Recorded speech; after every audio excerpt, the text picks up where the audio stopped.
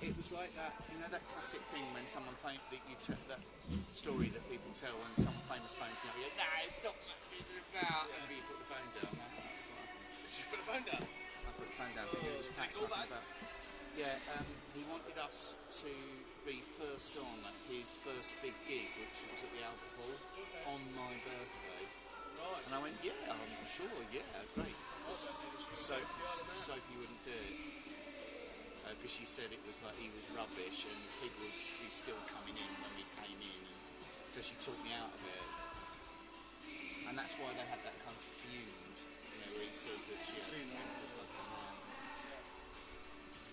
He came down here once, didn't he? Last time Port Vale were here when we were in the 4th division. He was here, he was in the Hey, Dix, I'm emailing you the link. Sorry? I'm emailing you the link.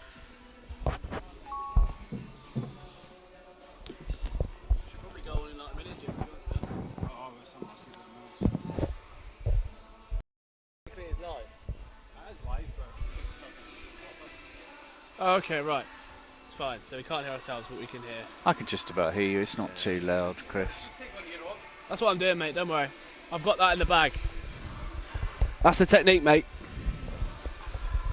Broadcast technique, innit? Making me feel all night. Oh, you can hear it on the screen.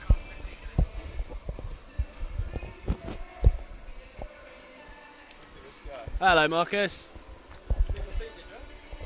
Yeah, I didn't know if Billy was going to stand up or not, but apparently we're sitting down. We can move along a little bit if you want. Of course. I didn't know. Where's Jim going? Is Jim going to stand over there? Yeah. Oh, okay, then we can move along a little bit, to be honest with you. just so I can edit if I need to. Okay. Do have strawberries if you want any strawberries. Oh, that's a great shout. You're not allergic to strawberries, are you, Bills? No. Okay, delightful. Although they are Then it's revolting. fine. Really? No. Or raspberries. The raspberries have got that too hairy. I agree. Oh, you've told me this before, yeah. Oh, Ricky Gervais show. Mate, this is our this is the stuff we watch apparently on Twitter. On YouTube. Because I'm logged in, I should be able to see this live stream. You'd think, wouldn't you? There it is. Robbie Williams, a man that Billy Reeves disappointed. I know. Yeah, I thought- Hung up yeah. the phone, didn't he? Poor guy. I bored Marcus with that story before. I don't think so. Clearly, the way Marcus told it, he was really excited. Right. Yep. Too hairy is all I heard. Then really good. Well, give me the nod when you want us to start, Chris. Okay, I will do. Give us I might have a strawberry, then I countdown might like be this. going. In 3, 2, but then don't say the 1. Okay, yeah. 3, 2. Broadcast. Yeah. You just go 3. I'll do. I'll say yeah. I What think am I I talking think about? they've actually Marcus gone would from know. 5. What am I talking about? 5, 4, 3. I was literally teaching my grandmother how to suck strawberries then, wasn't I? Yeah, exactly. Sorry about that. You got the grandmother bit as well. He's old. Half. Lovely to see you, right? Carter Army. Absolutely, mate. I thought that was a description of what we're doing now. Top chat. You sending it to Malmo? Malmo have already linked it to our YouTube account, so Malmo are good to go. I'm going to send it to Kieran, and he'll put it live for us. Huh? Press box. What? No. He's going to put out the link.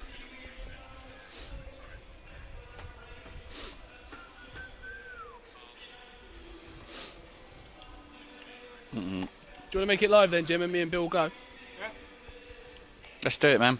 Don't I'm forget, ready. This is the Lifeline Society game tonight. Say again. It's the Lifeline Society game tonight. Sponsored All right, by okay. Brentford Lifeline Society. We'll mention that when we kick off then. Yeah, probably.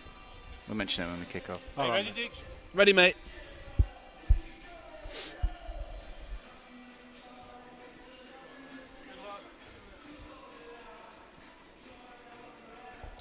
Evening all, and welcome to Griffin Park.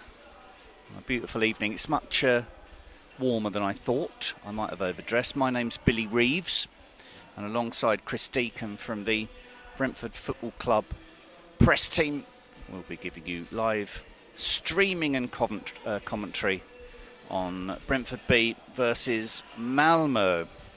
Uwe Rosler has sent a very strong team. I will repeat this later, but it's a a very impressive lineup, pretty much the first team. Bar, I would say, judging by my research of their pre-season, their Europa League games against Chelsea and the 2 rounds of the Swedish Cup they've played, it's pretty much the first team, bar about 2 or 3. Brentford B line-up with Simon Anderson in goal, Johnny Mitchell, Nikolai Kirk, Mads Beck Sorensen, Jacko Oksanen, Josh De Silva and Cole De Silva. No relation. No relation at all. Thank you. Ogbeni, Force, Emiliano Marcondes and Theo Archibald. So pretty much as strong a B team as you can get. The substitutes for Brentford, a trialist goalkeeper. We'll see if we can probe Chris Deacon as to why trialists have to be kept secret. Trialist goalkeeper. And then Joe Hardy, who's been banging the goals in. Ali Koot, Kolbein Finson, Jan Zamburek. Have I pronounced that properly? Perfect. The only Brentford player to have been born in the 21st century. And I understand the only Brentford player whose surname begins with Z ever. Frederick Hamar, who I don't know much about, and Henrik Johansson on the bench for Brentford. So Malmo, Melichorek in goal, who's their number 1 of those not been playing. Larson, Binaku, Lewicki, Strandberg, Ahmed Hodzic, who is a little bit of a mercurial player. Again, not a first teamer, but sometimes plays. Gal Rakip, Bonk Innocent is their number 20. I'll spell that for you later.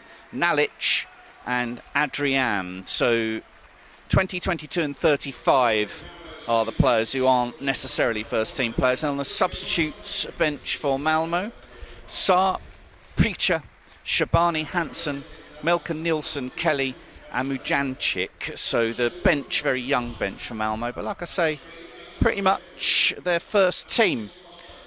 Having gone out of the Europa League to Chelsea 5-1 on aggregate earlier in February. They have played a couple of cup games.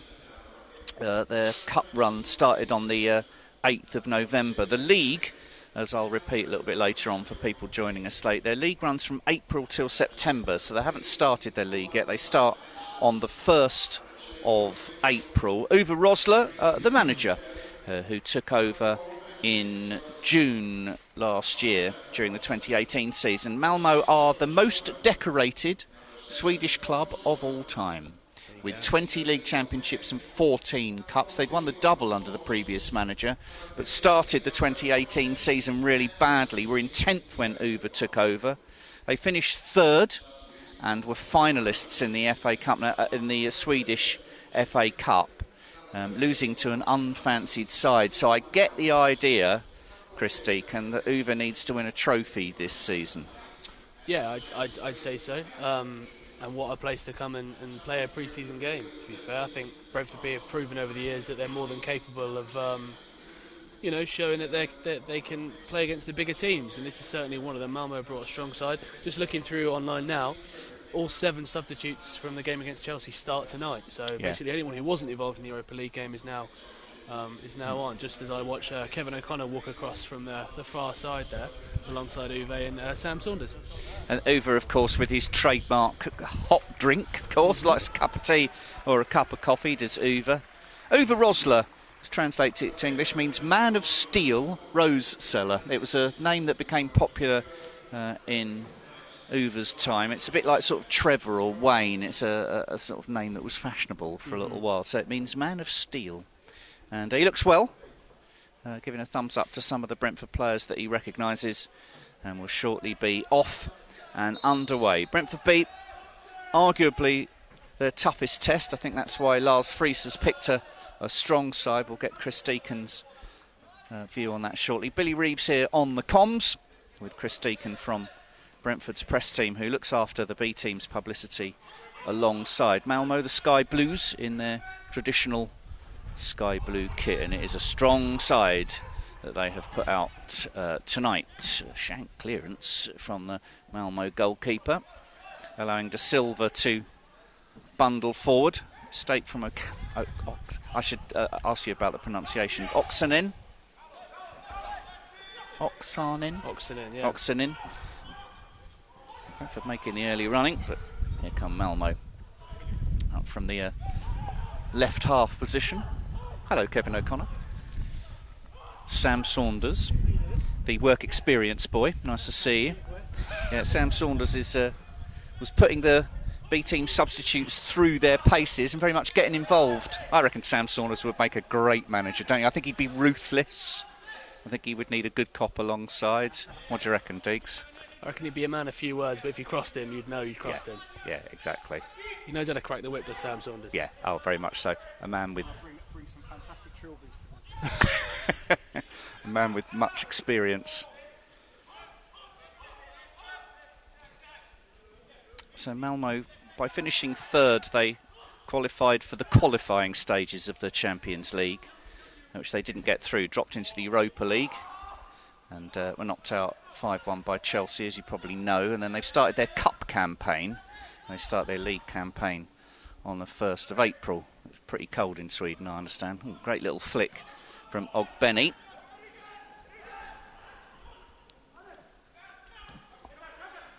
That's this left-hand side to Binaku. Malmo not really putting too many passes together so far. Pretty comfortable for Brentford's back line. Kirk playing on the right, is he? Mm-hmm. And, wearing number 2, so I need to correct my team sheet. I think, is it Mitchell on the left? No, Kirk's here. Oh, Kirk's here, and Mitchell wearing number 2 on the right-hand side here. Here's Kirk wearing number 3 as a right winger with the captain's armband. Now, I understand he is he the chap that's on loan from Midtjylland? He is, technically, on Yeah. loan from Midtjylland. He's very much a Brentford B player, though. He has been from the moment he got here. And will continue Offside. to be from now on. Against Ogbeni. Are you surprised, Chris, to see so many essentially first teamers out there, or do you think no, they need a run out No, and we need to put a decent side out? I think you're right. I think they need a run out. I think you look at the 5 names in the squad from the first team, Fors and Sorensen, obviously the 2 who most recently were in there. There's a few people who've made their debut, obviously, in Kirk and in Zamburik on the bench as well. But I think in terms of Emiliano, just coming back from injury, great to see him at Griffin Park the other day against QPR coming to the field. But yeah, certainly in Josh Da Silva and Chio, they definitely need minutes. Physical players, of course, those two, though intelligent with it. Either side really getting a foothold in the first 3 minutes or so. Marcus Forss not really involved thus far. And that is Innocent, wearing number 20. I'll spell it for you. B-O-N-K-E. Innocent, spelt how you'd expect it to be spelt. So let's call him Bonke Innocent, shall we? Come Malmo down the left-hand side. Oh, nice run inside. Is the first shot in anger. Not far off. We got a decent view of that, Chris, and that's a decent effort from Gall. Not far off at all. I think that took us a little bit by surprise. You know, you said before, I think we've not really done much this first opening minutes, and then suddenly a shot from the left, and that wasn't actually that far away. The B team set up the same as the first team with 3 at the back, about the same time as the first team did. Would that be correct? Probably about the same. The B team tend to mix it up a little bit more. Okay. It's more of a proving ground, you know, both in terms of football and in administration side of things. Things we do with the media and things they do out on the pitch is often testing for see if it will work in the first team. Josh Da Silva, slightly deeper role, wearing number 6. And interesting to see Archibald being used as a winger tonight, because he played left back in a couple of the B team games I've seen, away at Dulwich Hamlet. He was a very effective kind of attacking wing back, Archibald. Yeah, and he's played there when we've played different teams this season as well. He's capable down the left wing altogether. I think when he went out to Forest Green early this season, they just didn't really have enough space in their squad to use him as much. So he's come back and certainly happy to ply himself away in B team games. And you know, if the first team need him, you know, Rico's had a lot of injury trouble recently, and you know, Moses is filling in at left back. But if he was to be called upon, I reckon Theo could do an absolute job on that left hand side. Tom Field, I guess, would be the other player who's a first team player who can play left back, who's we've seen on the Griffin Park pitch this season, playing for the A team. back to Melicharek. Makes a little bit of a mess. A few oohs and ahs. This game was announced quite late. Would that be fair? Because I only found out about it on Saturday. Was that deliberate? Was it kept secret, or did we not know that Malmo were coming until the last minute? Not necessarily. As with a lot of these B team games, we try and organise them in as much time in advance as we can, but sometimes you can't really confirm things until the last minute, especially with a foreign team coming over here, whether they're going to be available for a certain amount of time. So Malmo was on the cards for a while, but we couldn't confirm it until late on. So well, it's always nice to see. Always nice to see Uwe, of course. I think my second favourite Brentford manager to interview. Thomas is my favourite. Right. Dean was a bit clever for me. Never fell into any of my traps. No, but a lovely man, of course, and a great coach. But yeah, Uwe was great because he was, passionate to a fault, perhaps, sometimes. Yeah, loved him to death. I think the last time we would have seen him, we would have crossed swords with him, was Leeds away, which I think was Adam Was it Ryan Woods or Adam Forshaw's first game? It was one of those two. Woods, I think. Yeah, it was Forshaw's first game. Made a mistake, I seem to remember. And yeah, Uwe got a little bit of beans from the away fans, which he didn't take too kindly to. I know how fond he is of Brentford. That pass doesn't quite come to anything. Out to the far side. A quiet start so far. Just the one chance. Smacked over by Romain Gall in the 3rd minute. 7 minutes gone, 0-0. Billy Reeves and Chris Deacon with you here up on the gantry on the New Road side. That's better from Brentford, developing down the left-hand side. Archibald, it's flat though, and comfortably cleared. Brentford pick up the bits and pieces. And to this right-hand side to the skipper, Nikolai Kirk. Nice little drop of the shoulder from Kirk. Onside. Ogbene is showing, but not found.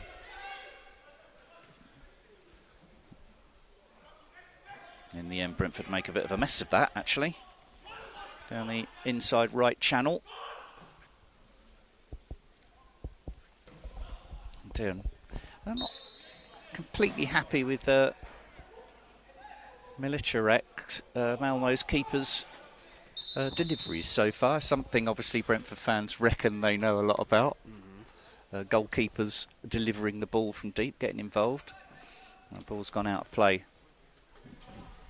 for a corner to Brentford right hand side. Malmo with everybody back. Brentford with Cole de Silva, the one man left back in case of a Doncaster. Back post it goes, heads go up. Not cleared though. De Silva keeps it alive. Oh, it's flat again though. Couldn't quite get it out from under his feet. 8 gone, 0-0. Onside.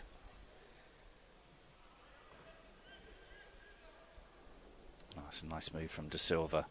Storms his way through. Here come Bees trying to set it up like the first team. Decent shot by Force. Much too near the keeper though, Chris. Yeah, it's where Marcus is most dangerous, I think. Just on the edge of the box, just coming into it, into his stride. He looks in pain, Marcondes. Brentford have put the ball out so Marcondes can receive some treatment. Just looked as though as he was turning that he was either caught or he's injured himself turning. A little bit of concern for Brentford. As Marcondes gets to his feet though, I'm glad to say. And we've got a little replay of that shot. It was a grubber though, wasn't it, unfortunately. Marcondes is on his feet. Right foot. I think it was the impact. It looked as if he just got a swing from the defender and got really caught on the ankle. And on a cold night like this, that's really going to hurt. Yeah, he's all right. Okay, he did look in a little bit of distress when he went down, but yeah, round of applause from the what would you say, 100 or so Brentford fans that are here. Yeah, probably. Comfortably seated on the Braemar Road. 10 gone, 0-0. Malmo prepare for their league season. The cup campaign's underway for them. They're out of the Europa League. So Brentford can develop down the right-hand side. In case you're joining us late, Sam Saunders is here, part of the coaching setup at Brentford B, just on a temporary basis while he does his badges. See how that develops. Be interesting. Mads Bech Sorensen out to the left-hand side.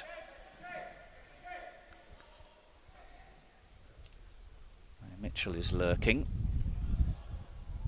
And Cole de Silva. Strong challenge from Cole de Silva. The speedy winger played very well against Dulwich in that Dulwich Hamlet in that game I saw. As a speedy winger, left back this evening. Him and Archibald swapping spots essentially. Just a little pull.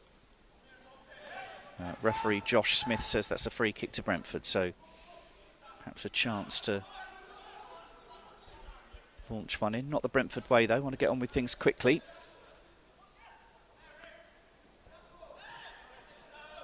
Will develop from the back from Oksanen. On the right hand side is Kirk, shaven headed. Nice play. De Silva is showing the best and the worst of his game really at the moment, isn't he? Can run past one, run past two, and then often runs into traffic. Archibald with a strong tackle to win it back for Brentford in the centre of Malmo's half. Brentford pressing high. Archibald's gone back out to the left.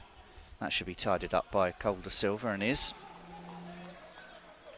Sorensen, Kirk, de Silva. That's a poor ball to Ogbeni, but he reads the mistake from the Malmo man, Kirk, and a little tug. Again, an easy decision for the referee to make. And we're back where we were about a minute ago. In the right half position. Don't forget on with it quickly with the Scotsman, Johnny Mitchell. Nice slide rule pass to split the lines from the Brentford Bees. Da Silva, Marcondes goes early to the back post where he finds Ogbene, needs to take it early. But the attack breaks down. Decent ball from Marcondes. Cheered by him coming on the pitch against QPR. Yeah, I think for Emiliano himself, it's been a long way back. I think you've seen a few of those players in recent years who've had an injury that's given them a setback and they've had to come back from it and start again almost. And Emiliano's one of those players, and you know, it's one of those things. Great, you know, assets of having a B team, having a place where they can play competitive football in games like this, and that's exactly what Emiliano's doing tonight. How would you describe it, Chris? Because when people ask me, I tend to say it's a reserve team that don't play in a league. Yeah, I'd say that's fair. It's a team that looks for sort of the best of the games programme that you can find, you know, playing against top European opposition and also trying to find the best domestic games they can as well. And I think that's been added to this season by going into 2 cup competitions. They're in both finals of which, so yeah, for the I'd first, say it's a pretty accurate description. That was a legacy of the dear late Rob Rowan, of course, because he was very keen to point out to everybody when Brentford entered those 2 cup competitions that Brentford last won them both in 1898. Done his own work. There's just not enough players forward for Malmo in that attack. Well, it's been pretty competitive so far. There's been some tackles flying in. Obviously some of those fringe players from Malmo, in case you missed it, it's pretty much the first team. Will want to impress Uwe Rosler, their gaffer. I can't quite see Uwe actually. We need to put someone on Uwe watch, see how he's getting on. He's on his feet. I can see him having a shout. But yeah, the playing out. That's it. That's Uwe. You can hear him now. The playing out from the back from Malmo has been poor. Back to the keeper. Melitorek it goes again. Resplendent in tangerine. That should be comfortable for Kirk. Just gets enough on it, but it's a foul. It's a little lean in, wasn't it, from Binaku. Marcondes is playing a central role, a little bit further forward perhaps than you would normally see Sawyers. And Josh de Silva is playing deeper, perhaps a little deeper than you would normally see Mokotjo. Brentford again using the whole of the pitch, but Kirk somewhat outnumbered and the break is on. That's comfortable for Simon Anderson though. What's happened to Ellery Balcom? He's been on the bench for the first team. I mean, it's been an unfortunate time for goalkeepers at this football club. So Luke picked up a calf injury. Luke Daniels. In training, Luke Daniels, and then Ellery was on the bench for a game and then picked up a similar injury himself. So. Oh, right, okay. Nothing fell to serious? No, they'll both be back soon. It's just Patrick Gunnison was called upon and was given a squad number and is now a first-team backup goalkeeper. All right. Excellent. So, goodness gracious One more me. and Simon gets a chance. So, yeah, fantastic chance for Simon Anderson. Great take from Josh Da Silva. Force tries to turn, but Marcondes gets in his way somewhat. Brentford still pressing high, though. You can hear Uwe yelling in Swedish. Josh Da Silva has seen a lot of the ball. Manages to switch the play to Cole Da Silva. Decent looking ball in for Force. Marcondes picks up the bits and pieces inside left. But that goes the way of Malmo. A throw in. Nice evening. Not the rain that I was expecting. Perhaps that's coming a bit later. Now got 17 on the clock. 0-0. Just a chance apiece. Shot on target apiece. But perhaps Malmo's was the better chance. It went over the bar. That's a goal kick. Good pressing though from Archibald and Force. Archibald's been at the club for a little while now and will want to force his way into the reckoning. Because some of these players will have their contracts up at the end of the season. Some will stay, some will go. Lars Friis and Alan Steele in charge of the B team these days. Very nice man, Lars, actually. He likes a laugh. Certainly does. Fun to go away with them to Ireland.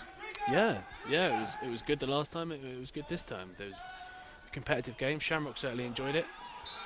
Steele gets clattered in the midfield, but yeah, it was a good experience. And anytime you can, I think the ones we enjoy the most are the games where you fly in, you play the game, you almost don't really have time to think, and you come back again. When you've got a tour, sometimes there can be a little bit, a few too much time to think, if you know what I mean. But well, a little tour bit like that, really easy bit. to get involved and get on the road again. And of course, as I'm hearing, the B team, if they are playing an elite academy abroad, they get stuck in straight away. Yeah, I think it's not friendly as far as they're concerned. It's one of the reasons we get so many competitive games on tours like that, because Kirk loses out that time. Sorry, Chris. That's fine. And the overlap is on. That'll be Malmo's first corner. Binaku getting forward down the left-hand side, the number 3. Just the one corner so far for Malmo. It's taken them 18 minutes to force it. That's played short though. Brentford B were a little napping there. Oh, Archibald beaten. Here comes the ball into the box. It's only half clear. But that's well read by Ogbene. And perhaps an advantage could have been played by referee Smith then, because Ogbene was away. And he did well not to get clattered into there, Chris Deacon. A little bit. I mean, I think in that particular instance, I think he just took a little bit too long to get rid of the ball. But defending from Brentford. Yeah, Cole Da Silva. From the back. Fantastically done. Cole Da Silva left hand side. Mads Bech Sorensen. Good take under pressure from Oksanen. He's in the middle of the 3. Oh, good take from Josh Da Silva. It's just slightly behind Theo Archibald though, and the attack breaks down. Condes need to get him involved a little bit more. Oksanen a bit further forward, the little number 5. Oh, terrible ball given away, looking for Josh Da Silva. And the break is on. Strandberg makes no mistake. Well, it's the first real big mistake that Brentford have made, and it's properly punished by Carlos Strandberg. Brentford 0, Malmo 1 on 20 minutes. Chris Deacon. Yeah, I think you're right. I think it's the first mistake we've made, and it's one of those when you've got players who are, first team quality for Malmo. They're gonna take those chances. You can't really afford to give them that amount of space. Once the ball goes in behind, it's always a race between one and the other, and Simon's really not given a chance. Could he come out quicker? Maybe, but it was a good finish. Strandberg trying to force his way into the team. Came on as a sub against Chelsea and played in the played in the 2 cup games that Malmo have played so far. So we're talking a striker who plays for Sweden's most decorated club. It was a terrific ball through to him, offside trap broken. And Anderson really no chance, great finish. There's another couple of strong tackles coming in. Ahmed Hodzik has been getting involved, as has Levicki. At that time it's another little knock on the ankle for Emiliano Marcondes. Taking a lot of contact. Eh? Certainly taking a lot of contact this evening. Oh, goodness me, that was a sore one. Marcondes and Oksanen over this. Oksanen left foot with the in-swinger. Archibald splits from the Mads Beck Sorensen rather splits from the back line, but makes a bit of a mess of it. In my defence, those two do look quite similar. Both big lads. Both certainly are.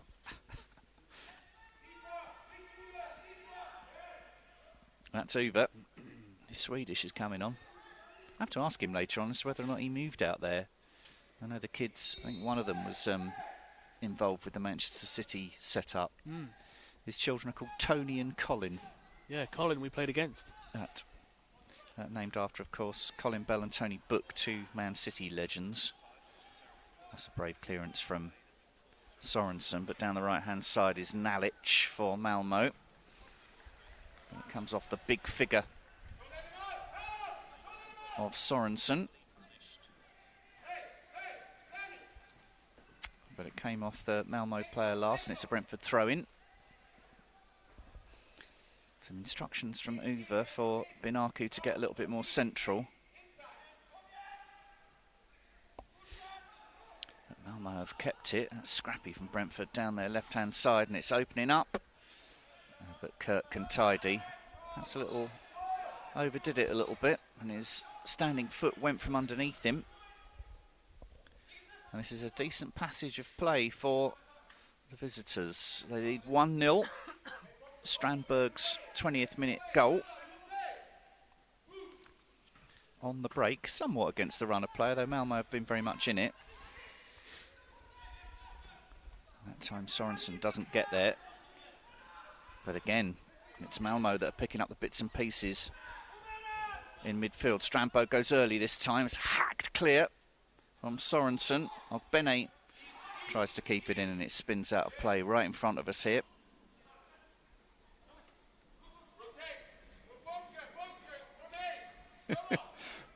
I'm sure you could hear that. The loudest voice in the stadium is Uwe Rosler.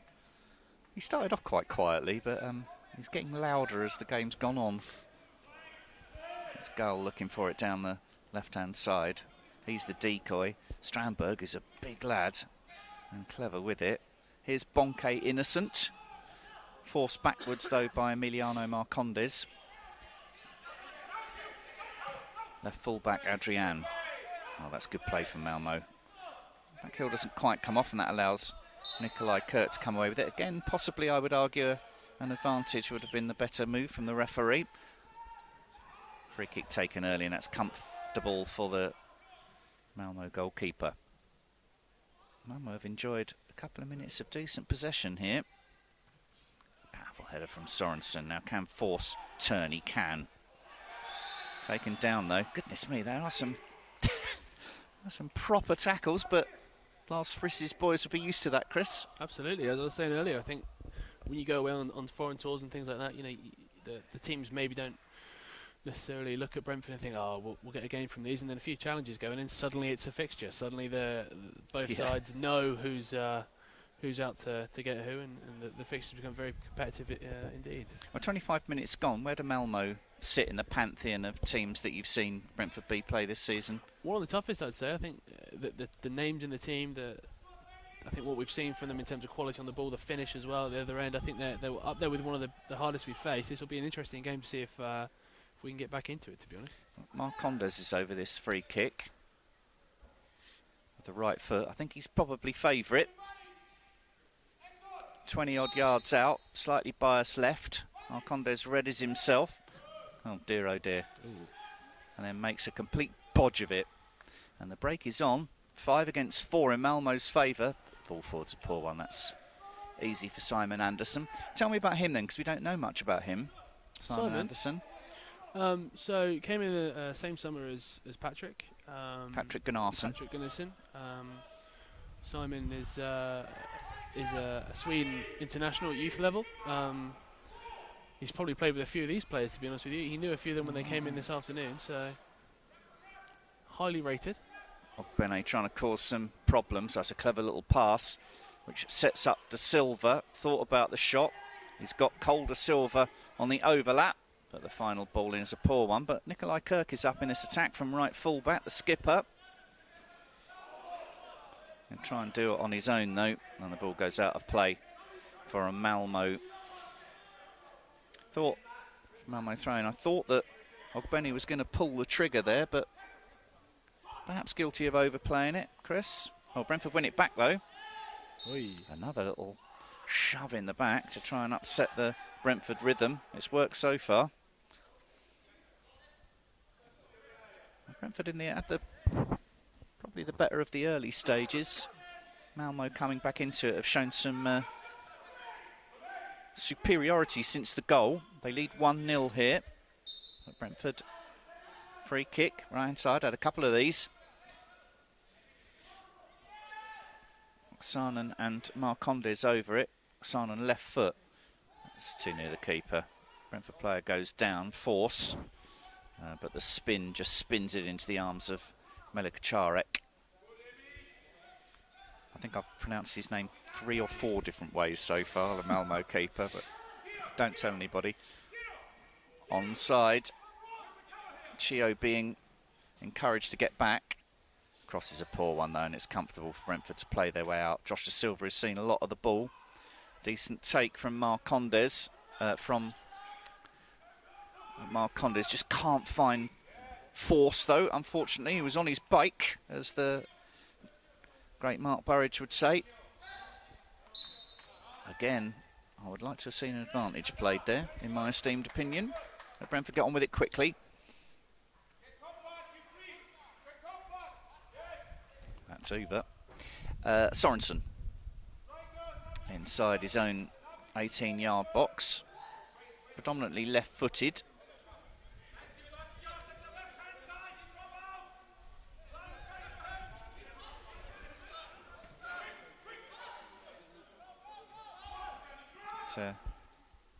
Johnny Mitchell now on the deep in the right full-back position. That's another tackle, just nasty little tackle from behind. This time on Josh De Silva, breaks up play. But Malmo have worked that effectively. One over the top then for Archibald to chase, being forced wide, but he's gone on to it. He's only got force up with him, so he's got to hold up play. Now Cole De Silva gets involved from left back. He's got a decent right foot on him. 2 decent feet, Cole De Silva, but it's a poor cross.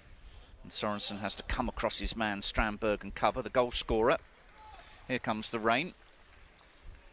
Just coming up to the half-hour mark now. Malmo lead 1-0. Who do the B team look to when they're down? The Force has been promoted to the first team. Joe Hardy's been scoring the goals. Yeah, I mean, Marcus, obviously, I think the real power from the B team comes from that midfield, the engine room. I think obviously tonight you've got 2 first team players in there. That might be what's slightly disrupting it. You find that sometimes with B team games when the first teams who come in aren't necessarily used to the system as well as normal. But, you know, I think over time they'll do. We've seen some good touches from Josh. Emiliano's getting forward. It'll just be about how Jaco can open up the game. Oksanen, because he looks as though he's got a very decent left foot. Jaco Oksanen, where's he from? Finland. He actually, Jako's one of the most highly rated players in Finland. He won the Finnish Young Player of the Year this season, which is an award that they don't give out lightly. And got that at a ceremony in Finland back home. Yeah, sorry, I thought Marcondes was going to pull the trigger. He did, but he was a long way out. Okay, well, we look forward to seeing more of Oksanen.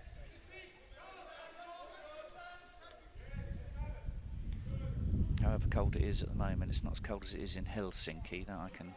Lovely summers though. They've got a beach. Yeah, so I've heard. Yeah, lovely city, lovely little city. But yeah, not for 6 months of the year. Malmo are pressing. They're pressing at the right time as well. Brentford are playing round them without perhaps working the keeper as much as they'd like to. Silva's going to play his way out of trouble. Classic Josh De Silva run. Beats two and then goes into a cul-de-sac of players. He's gone down. Brentford don't seem overly concerned, not put the ball out yet. He's still down though, Josh De Silva. He's holding his shoulder by the looks of things in the middle of the pitch, but Brentford play on as they are in an advantageous situation. Ogbene playing as a traditional right winger, but he's run it out of play again. There's Chio. Josh De Silva now back on his feet, just feeling the upper part of his arm, his rotator cuff area. Don't talk to me about shoulders. Absolutely. Just a little tender, but he's on his landed feet. very heavily, to be honest with you. I think, I think it was the just landing, the impact of it. Again, Malmo make a little bit of a mess playing out from the back. Brentford are encamped in the right wing position.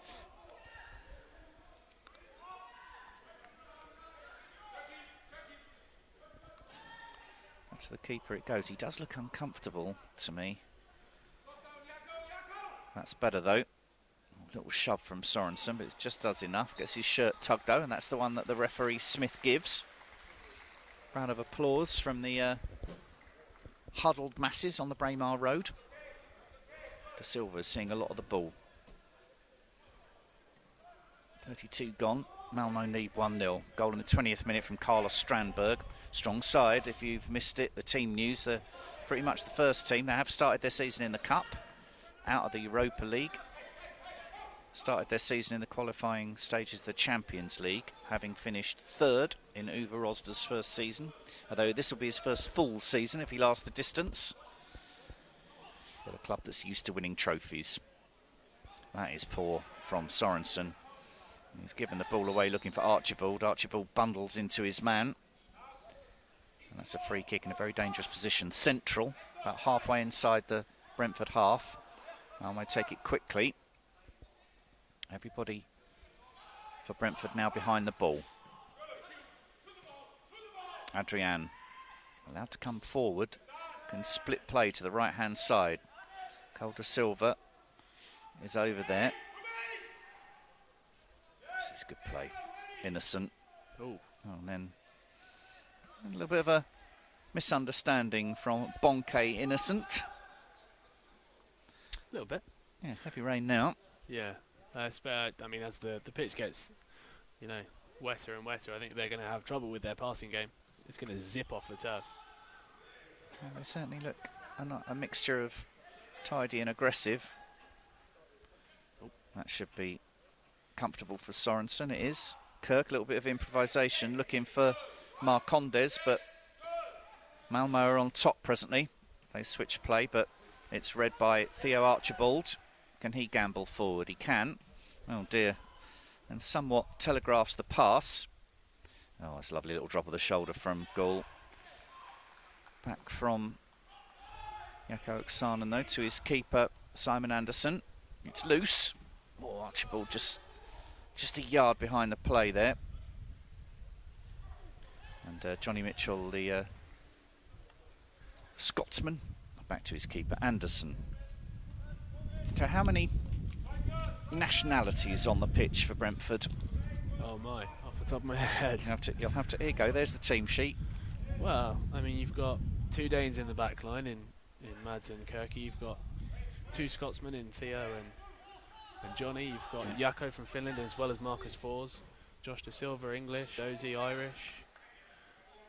Probably about 5 or 6, I'd say. Yeah, I think you're right. Yeah, 5. There's a theme though, isn't there? Finland, Denmark. Well, 6 if you count that Cole De Silva's played some Wales under 21s internationals. All right, there you go. Even though his brother Jay plays for the England under 21. Yeah. It's okay, it's too early to declare. Exactly. Here is Cole De Silva. Can play on the wing. Him and Archibald can swap places as they have done this season.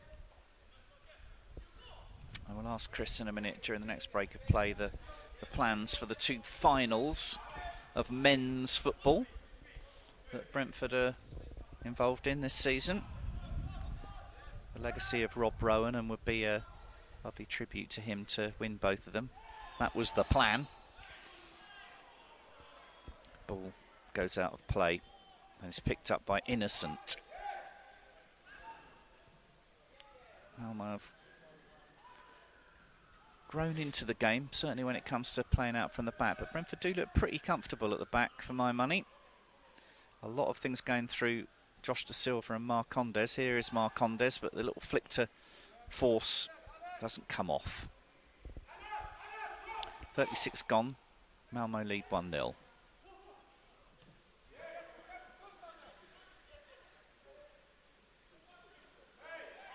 That's a decent little skip from Armahod Zich. It's 2 against 1 here in Brentford's favour, but it's won by Malmo.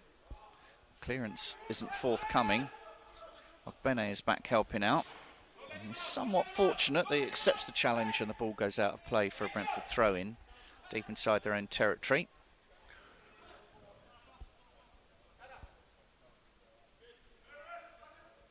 Temperature's dropping as well.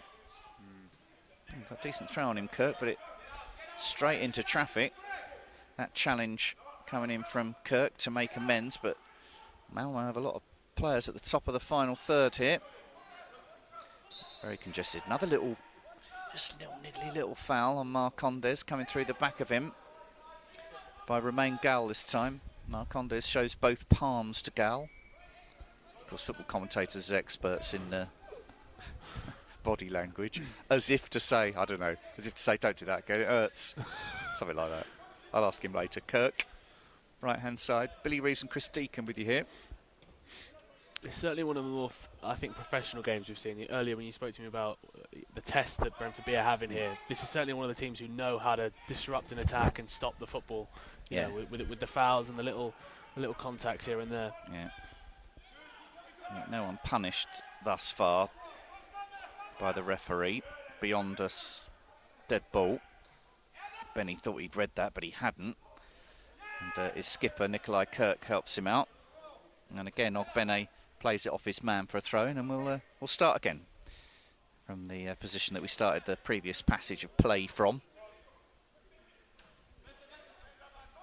This is Kirk. Captain Kirk. Oh, I can't believe it's taken me 38 minutes to work that out. Buffoon. That's why Burridge gets paid the big bucks. Try and resist the temptation to do that every time he touches the ball now. I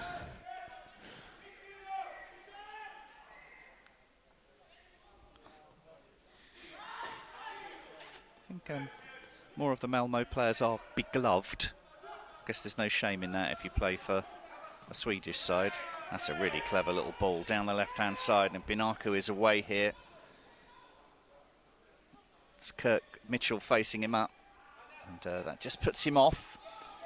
So it lets out an ejaculation of frustration. Oh, and Malmo have played their way into the box rather too easily, and that's a penalty. Just running into Sorensen. He claims his innocence, but he was standing in the way, which was enough of a human being for Rakip to bundle into, and Brentford's back line had a couple of nibbles at him. Controversial, perhaps. There's not really a lot he could do to get out of the way. No. Rakip wasn't really going anywhere. Soft, certainly. So it's the goal scorer Strandberg to see if he can double Malmo's lead with 5 minutes to go to half-time. Very important time to score. Strandberg. No, it's well saved by Simon Anderson. Guess right, got down quickly. It was hit with venom. Perhaps from a Malmo point of view, a penalty that, if it had gone either side of the goalkeeper, would have been in. But Simon Anderson getting down quickly. And he punches the ground towards the ground with both hands. Good save from Simon Anderson. Strong save.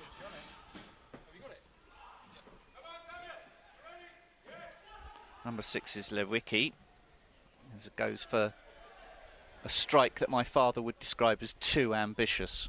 Say hello, Kevin O'Connor. Say hello. No, don't just wave. No one's going to believe me. No one. No one's going to believe Talking me. to yourself. No one's going to believe me that Kevin O'Connor is massaging your trapezii now. No. But he is. Good at it as well. Yeah. Well, he'll know a little bit about massage, I would have thought, Kevin Yeah, O'Connor. probably. Yeah, would have Picked thought up so. a few tips over the years. Yeah, he picked up a few things in his time, bless him.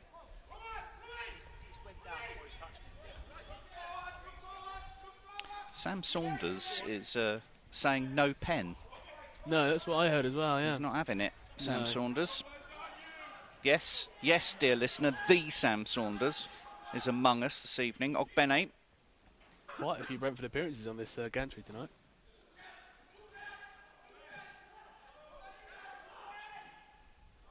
Brentford have won it back. That's clever from Marcondes. Just finds himself a yard.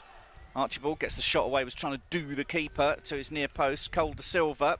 This is a decent attack from Brentford. They've got one over and just Marcondes just couldn't keep his balance. Josh de Silva, it's far too strong. That near to Jaakko Oksanen. And Strandberg, who's certainly the standout player in the pitch so far. Bene's very wide. That's another one, isn't it? I think that's got to be a couple of dozen of those. Just little nibbles. Yeah. Taking the Brentford player down, preventing the incursion. Of course, Uwe was very much that sort of player, of course, as well. Yeah. The very epitome of the cult player in that he played for Manchester City. He was great when they were terrible. Yeah. And that's the absolute epitome, isn't it? Yellow Always card. a yellow card for the trip. Rakip. I mean, Erdal Rakip, number 19, the probably first. deserved. You heard the contact on Jaakko Yeah. from up here. It was just a good old-fashioned trip, wasn't it? He was away. A few bruises amongst the bees. Cole de Silva up in a central position. Great take from Marcondes. Archibald bangs it across the box, hopefully. It takes a ricochet, but it's comfortable for Melicharek. And not worked him enough so far, Chris Deacon. No, He's had probably one not. sort of easy save. Yeah, you know, I think the way we tend to play is to try and work the position and try and get yourself into the best possible opportunity. But yeah, it's probably worth putting a few more shots in, see what he's like. Bit of a Sunday League philosophy. That see what the keeper's like early doors. It's, yeah, Brentford have worked their way through the lines very well. Mixed it up. They've gone wide. They've gone central. They've used the guile and skill of Marcondes and Josh de Silva, but without working the keeper really in this first half. Couple of minutes to go on the clock. But Malmo have looked very impressive. They lead 1-0. They've missed a pen saved by Simon Anderson. The Brentford B custodian. That's a decent one over the top. Johnny Mitchell's somewhat fortunate to get a second bite at it, but no. It's Malmo who come away with it through Narlich. Nice little bit of interplay between Narlich and the full-back. Here comes the cut-back. Oksanen is there. Takes it around the belly button area. And the clearances, I guess Marcus Force hasn't been involved enough either. Round of applause for the effort, though, from the Braemar Road faithful. Free entry tonight. If you're not doing anything, come down. Second of football will be underway in 15-20 minutes. All the usual faces are here. Peter Gillam's on the mic. It's up in the air. Should be comfortable for Brentford. Can Ogbene turn? No. And that is half-time. As the clock ticks round to 45 minutes, referee happy not to pay any time added on. And Archibald is... Just reminding of the penalty, I think. Yeah, the word is remonstrating, Yes. I believe, which is a word you don't see in any other, or hear in any other context. So in case you missed it then, a strong side being put out by Uwe Rosler's Malmo as they prepare for their league season, which starts on April the 1st. They have been in competitive action since their season finished in September.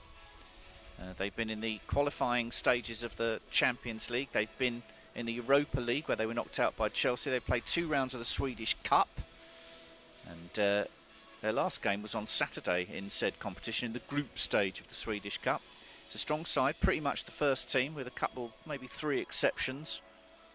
Brentford have a strong team out as well, which we'll run through at the beginning of the second half with a couple of familiar names from the first team: Sorensen, Josh Da Silva, Chio Ogbene, Marcus Force, Mark Condes, Theo Archibald, of course, who's played for the first team in the past. Kevin O'Connor is here, keeping an eye, running the rule. Absolutely.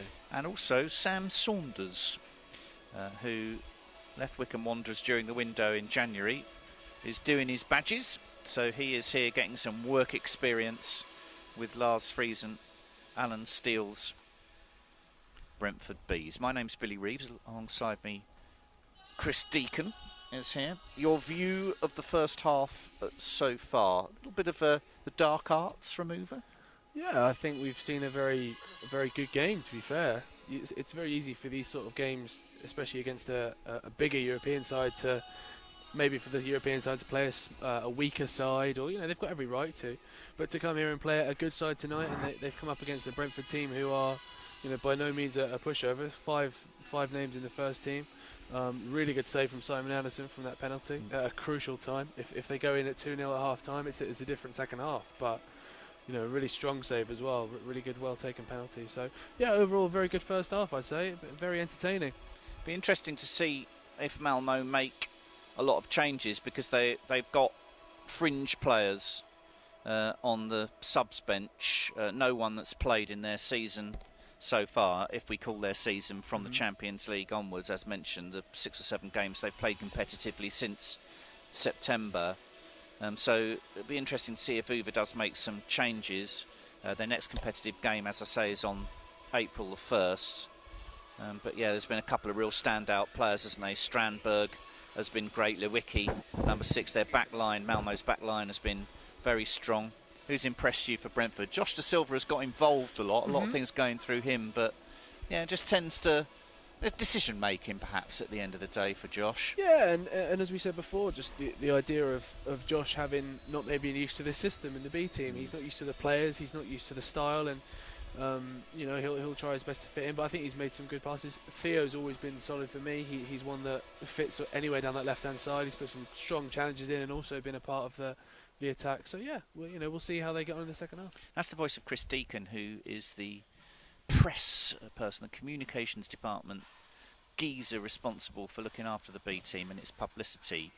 Chris, what's the diary looking like now for the rest of the season? A couple of big finals. Yeah, a couple of big finals. In terms of we've entered 2 competitions this season and now through to the final of both. The first one is here. The Middlesex Senior Cup final is at Griffin Park on April the 16th. We might look to move that to the next day, depending on our schedule, on the first team schedule. And the second one is in May, on the 8th of May, for the London Senior Cup. That's meant to be held at Champion Hill, where Dulwich Hamlet play their football. But that's again to be seen. But yeah, there's a few games to come. We've got one more tour to fit in, so we'll go away somewhere in Europe for probably the end of March, beginning of April, looking into maybe the Mediterranean areas for that one. So there'll be more to come from Brentford B, certainly. Since losing Rob, one of his gigs was to look after the B team's fixture. I understand they played something like 38 games last season, about right. Who is now responsible for booking the B team fixtures? Because obviously part of the gig, as we described earlier on, it's a reserve team that doesn't play in a league, so getting competitive football is so important. Don't want to be playing Huddersfield under-23s every week. So who's responsible for the diary now? Yeah, of course. So it's a combination of people now. I think with last season's schedule, Rob was heavily involved, and then this season at the very start, Rob stepped away. And it was mainly Alan Steele and James Purgey who organised fixtures. And tell us about those two, because they're names that I haven't heard before. Obviously, Lars Friis we know from the first team, the development coach, who's taken over from Kevin O'Connor managing the team. Tell us about those 2 other gentlemen. Well, Alan Steele is the assistant head coach. He's also the welfare officer for most of the players. He'll look after their education for the B team players and the youngsters there. He'll sort them out with college places and things like that. But Alan's been here all the way through since Kevin was the head coach. He's been a coach for a long time now. He's was there when the academy was around, so he's come all the way through. James Purdue is a fitness and strength and conditioning coach, who is very good at the organisational side of things, so that's why they got him involved from the start, and he's helped a lot of things. He'll often, much like Chris Haslam does for the first team, will go out and scout locations and teams for us and see, is this going to be a good game to play, is this a good hotel, for example, to stay at, is this a good location for a game. And James has actually worked with the first team before at Griffin Park, and then took up a role as the lead strength and conditioning coach. You mentioned there that some of the younger ones are at college during the week as well. How does the training schedule work? Is it similar to the first team? I know they're based at Jersey Road. How does the a normal week for a B team player go? Well, the B team try and mirror the first team as often as they can, so they'll often train at exactly the same time. They'll be in the canteen at exactly the same time, just to encourage, as you would, a working relationship between both players and staff. So they'll often train the same, but obviously with the B team does come the college commitment. So there'll be a few players who we've used in the past, like tonight's trialist goalkeeper is one that we've sourced from a local college who will often come in and train with the B team just as a backup in case Patrick or Simon need to go somewhere or things like that. And we've done that in the past. Since the very beginning of the B team, we have players who we can rely on from the local area who play with maybe teams that aren't in a division or in the non-league area that we can use. So it does come with its challenges. So the trialist goalkeeper today isn't a trialist in the sense of trialist. No, isn't a trialist in the sense that he's working for a contract with us. Yeah. He's a trialist in the sense that that's what we've put him down as the team sheet. Yeah. In much the same way He's not registered as a Brentford employee. No. As it were. Now, a couple of these players, so actually fees were paid for, weren't they? I mean, we're not talking. We're not talking sort of like developing young lads who haven't got anywhere else to go. I mean, Josh Da Silva came from Arsenal's academy and wanted to play men's football, but there's a couple in this lineup. If you include the substitutes, I think the fee was paid for. Yeah, of my course. Understanding. In much the same way that Rob Rowan set it up in the very early days, he wanted it to be a system that was relying both upon talented youth that were maybe overlooked by some Premier League teams or European top sides. It was also one of those that if we think a player is worth paying a fee for, but maybe is maybe undervalued in his market or maybe the Danish market because obviously of the relationship with Midtjylland that we have, it's one of those things that you have to look at. And I think that Rob was keen to make sure that if a player was there with a price tag and he was worth it, of course, go ahead and pay it. You knew Rob very well. I met him a few times. An extremely funny guy, as everybody says. It's the first thing that, obviously, he was, on his, he was doing his representing Brentford to me, and I always see the best of people because they're, they see the BBC lanyard. But he's not only obviously as a human being is he going to be impossible to replace, but he's going to be impossible to replace at Jersey Road, both personally and as and his job. What exactly is happening with the job, as it were, the technical director? Is it being split into two? What's the plans for the B team to replace Rob in the long and short term? So I mean, in terms of Rob's role, he had a lot of the scouting team have staffed up. Certainly, there's a few scouts that have been introduced recently that are taking the parts of his job that he did. Okay, who do they answer to? So they'll answer to Phil and Raz. Oh, right, Phil okay, Rasmus ultimately. Angson. Right, yeah, okay, the co-directors have a big hand in scouting players. Of course, yeah. And so they'll answer to them. They'll run the scouting departments across different regions, both in Europe and at home. In terms of what he did for the B team, and again, at the start of the season, he largely wanted that to be autonomous anyway. So his legacy was always going to be, to set up the B team and make sure that they are capable of running themselves. So that was mainly, Alan Steele's taken on a lot of that role in terms of education and finding players. And, you've got James, and obviously Lars has a lot of contacts in football now as well. So, the B team is running itself quite nicely now. And of course, it just adds to the tentacles, I guess, that Brentford have out in these markets, out in Europe. Not only do you have Matthew Benham's people and Matthew Benham's people's expertise in what they do, but you've also now got relationships building up with it. I mean, just tell us for those that don't know, some of the clubs that the B team have visited this season. I mean, some of them big.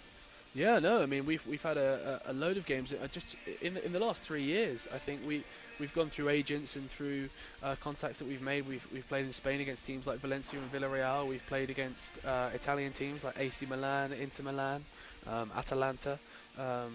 We've got all sorts of games on the horizon that we're looking at as well. But they're big teams, and not just that. We've played in Switzerland this season against Grasshopper Zurich. Everywhere we go, we seem to, we go there with the idea of giving them a really good game and getting something for our boys as well, getting the experience out of them. And making friends. Exactly, making friends. And then that's where, going out and playing Shamrock Rovers the first season was a complete, what can you give us? We can give you a game. And then they invited us back straight away. And in the past, they've inquired about several of our players and wondered about when they'll be able to maybe move or play on loan there. So. Okay. And what's your role? My role is B Team Communications Leader, so I will do my best to promote anything from the B Team for the club, but also set up things internally and externally with the players. I do media training with the boys, so we'll sit down in groups and talk about how they can be responsible on social media and how to react in interviews and things like that. But I'll follow them around. I'll cover their social media and their interviews and their videos, and it's like covering a football team all by itself. Really, is what I do. No, exactly. Just milk with no sugar. Thanks very much, Jim. He's looking after us well. Jim is in charge of the camera today and getting us on YouTube. If you're just joining us, Brentford 0, Malmo 1. A breakaway goal, essentially, after a breakdown in the middle of the park. Strandberg with the finish on 20. No chance for the keeper, Simon Anderson, today. And then Simon Anderson saving a penalty on 40 minutes from the aforementioned Strandberg. It was a bit of a soft one for referee Smith to give, because I'm not sure that Mads could get out of the way. And Sam Saunders, who is here, said he was going down already. So I don't know whether he's using his expertise there, Sam, who's someone who would know about going down already, of course. And Sam is with the B team today, track-suited up. When he was putting the substitutes through their paces, they do that sort of like, they have a player in the middle and they can only play one touch, and if you're responsible for it going out the middle, then Sam was getting involved with that. And my goodness me, he was getting stuck in. Duds up. He wasn't messing about, Sam Saunders, and he would, let's face it, make a great manager. See them start straight away when how many is game. there? How many is there in total? Players in the B team. Players? I'd say close to 20. That would be officially B team players, so not the likes of, I guess, the likes of Sorensen and Force are essentially first team players now. So how many are actually contracted to the B team? Who's not the first choice keepers, a bit of a couple of injuries to goalkeepers in the B team and the A team presently, with Luke Daniels out. Johnny Mitchell, Nikolai Kirk, Ahmed Hozik, Romain Gal, Rakip. Now, all of those up until that point are pretty much first team regulars for Malmo.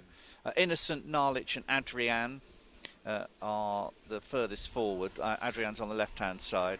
The substitutes for Malmo are pretty much the fringe players. Saar, the goalkeeper, Preacher, Shabani, Hansen, Nilsson, Kali, Mujanic. So it's a very strong side that Malmo have put out here, and they've certainly put themselves about a bit. Thanks, Scotch, for the coffee. Middlesbrough next up, away from home. I think Chris Wickham's going to be doing the commentary for that. Tough couple of games for Brentford away from home. Middlesbrough away, and then Sheffield United away. Force trying to get away as a right old battle between he and Lewicki. It was pretty much 6 and 2 threes off the ball, right in front of the referee. It gives the free kick to Brentford, and the game goes dead. Little nod forward from the right from Oksanen. Has a complete mess of it. And Strandberg, the big number 10, plays his way out of defence. Sorensen, I think, was hoping his keeper was going to come. Either that or he said, no, I'll take care of it, and he has done with aplomb. Nice little run of the ball from Yako out to the right-hand side to Nikolai Kirk with the shaven-headed figure. He's allowed to come forward. was an honest challenge to play the ball, but it just did enough, just as Ogbene was thinking about pulling the trigger. Eric Larsson thrusting forward from right fullback for Malmö. There's one over on this left-hand side. Nikolai Kirk had gone after the ball, and he's overloaded here, Kirk. Here comes the cut back. It's a decent one, but it's a poor finish. Oh, and then a back heel. A lovely goal from Carlos Strandberg. Brentford undone. And that's a very, very clever finish from the man who scored the goal on 20, which doubles Malmö's lead. Brentford 0, Malmö 2. Great finish, can't argue with that. No, that's not at all. Europa League standard finishing. Absolutely. Took everyone by surprise. Took the goalie by surprise, took us by surprise. I mean, it's the perfect way to do it. Get your shot away before you even know what you're doing. Yeah, pretty much on the first attack that Malmö have had in this second half, 2 minutes in. And Brentford had the better of the opening exchanges, as they did in the Marcondes. Lars Friis praising the passing. It's a clever little turn from Josh Da Silva. Then again see Bonke innocent with the cynical foul. Ooh. And then Brentford, in trying to take the free kick quickly, have made a mess of it, and it's behind Cole Da Silva.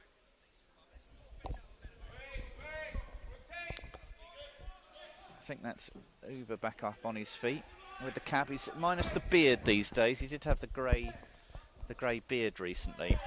Looking forward to speaking to him later on. Always liked him, Uber. Now Brentford win it back, and here's Josh Da Silva, but he's run into traffic and the brake is on, and that's where Malmö have looked at their most dangerous. That's Oksanen in the way.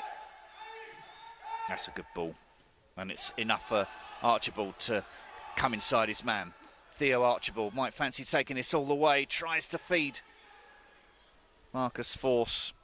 It doesn't come off. Ogbene might have been favourite for that, actually, if it had been hit a little bit with a little bit more venom, Chris Deacon. Theo might have even been able to take the shot on. I think he just didn't really want to from that angle, which is weird for a left footer. You thought he'd have been right in there and taken that shot on, but you know, unselfish and just a little bit too far behind Marcus Forss, a little bit too far ahead of Chio. It's a really odd ball, that. Well, it was a great take. Oi. Sorensen again this time, though. Malmö got the ball cleanly, says the referee Smith. Strandberg looking for his hat-trick, but in the end it comes to naught, fortunately. 50 on the clock. Brentford B 2 down. Pressure on the keeper, Simon Anderson, so left-footed out of play. Wherever you are, hope you're enjoying this game against a very strong Malmö side. Perhaps it's your first time seeing the Brentford Bees. Now, thanks to Jim and Marcus for getting us online. The Nerds. That's a great take from Archibald. He's going to face up here. Well, maybe that was all he could expect, really. The corner, but that'll do. Settles for the corner. There's a fine rain now envelops Griffin Park. Looking resplendent, going to miss the old girl. Nights like this. It's a Brentford corner, left-hand side. Referee's going to gently ask Erdal Rakip to get back 10 yards. And he's already booked him, of course. But it's comfortably worked out of defence by Malmö. Oh, Cole Da Silva was going to make that his, wasn't he? He was always favourite there. Hasn't really had a chance to get forward as much as he'd like to. He's lightning fast. What Bradley Allen would call blistering pace, Bill. Pace to burn. Loves pace, Bradley Allen. You saw it at Barnet when he had no right to get to a ball on the right hand side, and he's got there and pretty much impressed the entire crowd. How strong was the team that Barnet put out for that fixture against Brentford B? And which cup was that? That was the Middlesex Senior Cup. How strong was the side that Barnet put out? Not massively strong. Barnet are in a difficult position in the National League, so they have priorities elsewhere. They've got games in hand, haven't they, in the National do. League, but they're still a long way off the pace.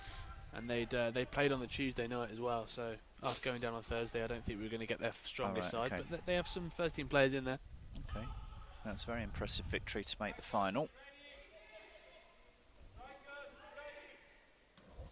Milicharik gets some decent distance on this. Oh dear, and Johnny Mitchell let it go over his head. Oh, great save from Anderson, showing really strong wrists there. Simon Anderson had to get down quickly. First time smacker from Strandberg. Johnny's an interesting one tonight because he's playing out of position, really.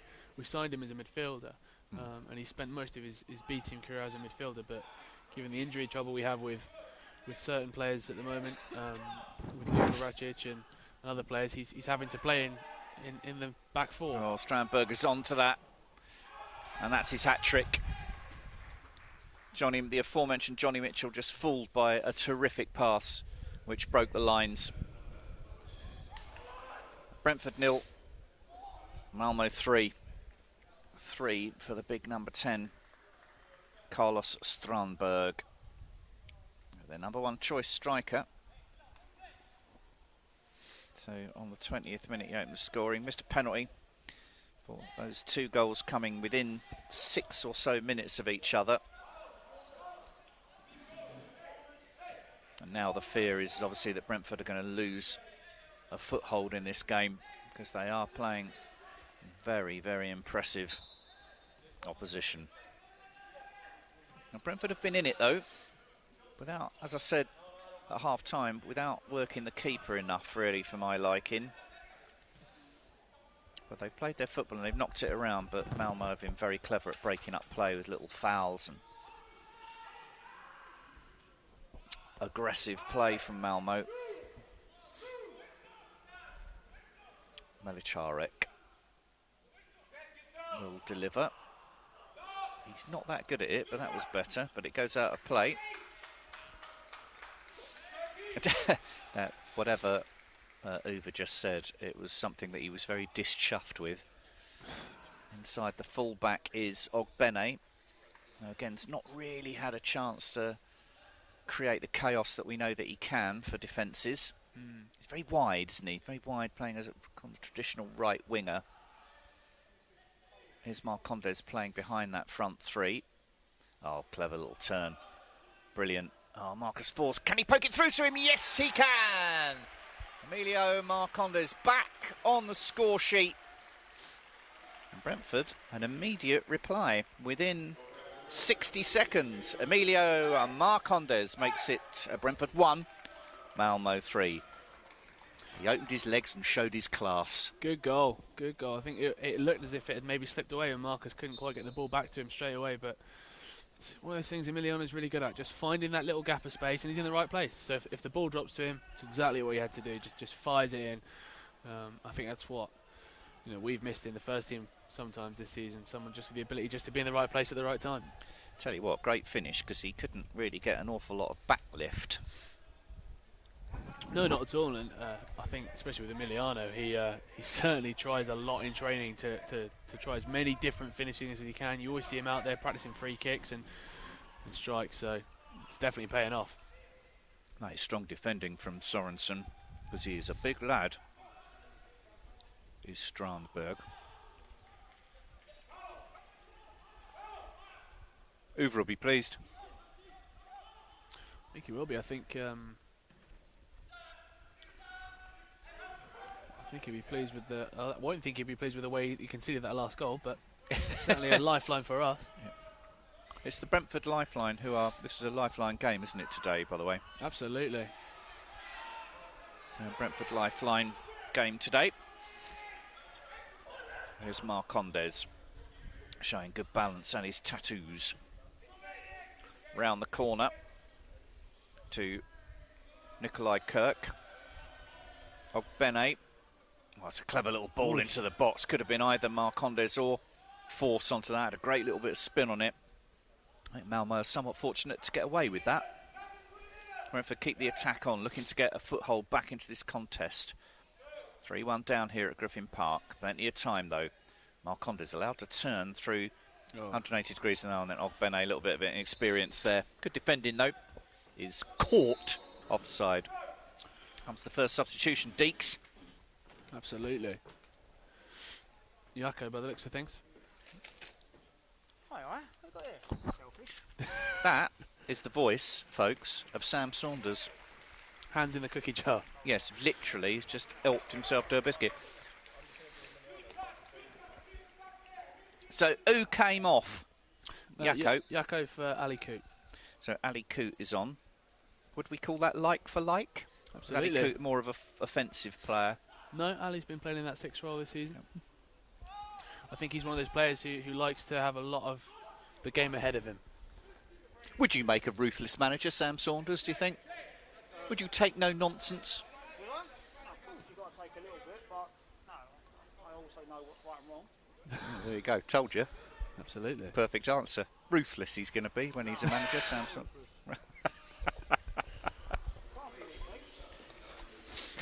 Maybe we both have a different definition of ruthless then.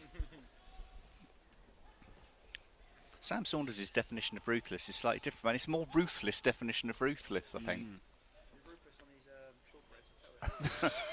Tough, but it's interesting that he doesn't recognise the biscuit though, even though it's in his mouth, and it's actually shaped like a gingerbread man, and it's got gingerbread man written on the box. I wouldn't call that shortbread. I'd call that what would I call that? Millionaire's shortbread. Yeah, all right. I'm actually having an argument with Sam Saunders. I've never felt so alive. Meanwhile, About biscuits. yeah, it was about biscuits. Showing his ruthless streak there, Sam Saunders. This didn't take any nonsense from me, did No, he? that's a good point, Yeah. actually. Even though I'm considerably older than him, I wasn't having it. We're very much, of course, on his turf here. The wiki to Bonke Innocent.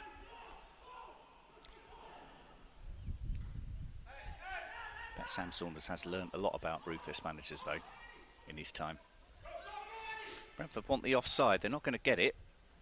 Simon Anderson comes to the fulcrum. Here's Ali Koot.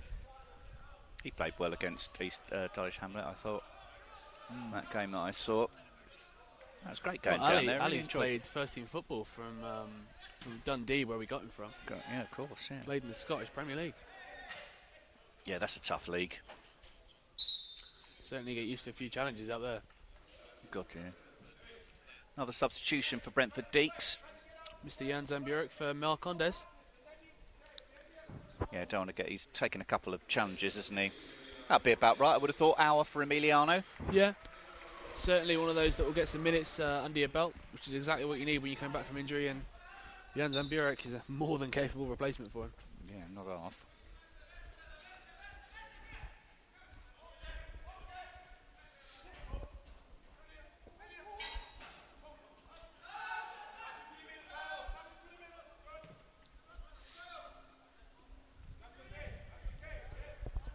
Substitutions for the Brentford Bees. Zamburek and Koot on. Zamburek further forward. Well, that's unlucky from Archibald. Lovely ball from Ali Koot.